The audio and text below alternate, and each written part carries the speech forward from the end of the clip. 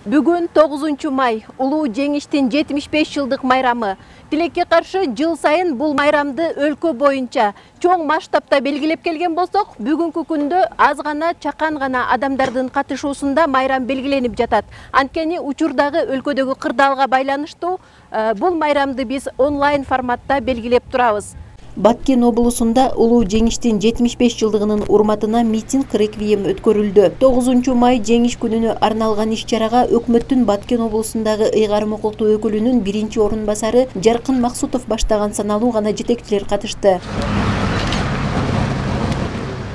Алгач өчпө сотко гүл чамбарлар коюлуп, улуу ата мекендик согушта курман болгон аталардын арбагына багышталып Куран окулду.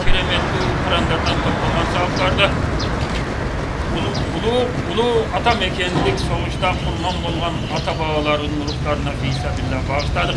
Жаткан жерден жайлуу топурагын кабылдарынын калгандарын саламат.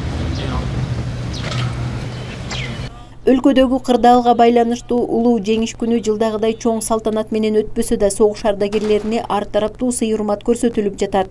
Жеңиш майрамын алып келген аталардын эрдигине ар бир инсан таазим кылат. Бүгүн ушу 9 май Жеңиш күнүнү Баткен шаарында ушу карантинге байланыштуу ушу аралыкты сактап аз эле адам чакырылып өткөрүп атабыз.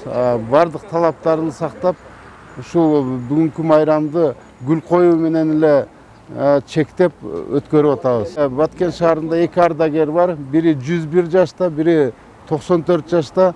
Ден соолуктарына байланыштуу бул жерге келе албайт. Ошого ардагерлер сиз эле бүгүн өзүбүз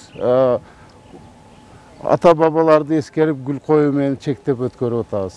Белгилей кетсек, улуу ата мекендик согушка Баткен облусунан 20.766 эр азамат аттанган болсо, алардын ичинен 14.213 жоокер баатырларча майдан талаасында курман болуп, өз мекенине кайтпай калган. Ал эми 6.553 эр азамат мекенине жеңиш менен кайтып келген. Учурда облуста согуштун 10 ардагери, оруктун 279 ардагери арабызда. Бизге бүгүнкү жашоону тартуулаган баатыр аталарыбыздын эрдиги эч качан унутулбайт. Канышай Ашимова, Жоробек Кубанычбек уулу, Алтын бешик жаңылыктары.